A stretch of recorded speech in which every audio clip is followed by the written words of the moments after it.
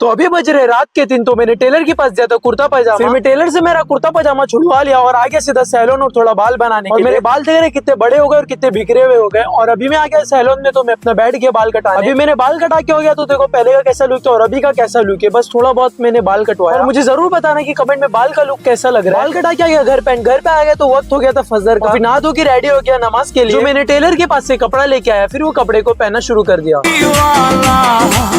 सोहना लगदा है अली वाला, सोहना लगदा है अली वाला, सोहना लगदा है अली। एंड ये हो गया मैं पूरा रेडी। आज का बताओ मुझे आउटफिट कैसा लग रहा है। एंड आप सभी को ईद मुबारक। फिर मैं घर से निकल के सीधा मस्जिद की तरफ। एंड मस्जिद आया तो फिर मैंने फजर की नमाज को अदा किया। फजर की नमाज पढ़ने के बाद फिर मैं ईद की नमाज के लिए इधर ही पे बैठ गया। अगर मैं मस्जिद में नहीं बैठता तो मुझे ईद की नमाज नहीं मिलती। फिर अल्हम्दुलिल्लाह ईद की नमाज भी शुरू हो गई। ईद की नमाज जैसे हमारी मुकम्मल हुई, फिर खुतबा हुआ।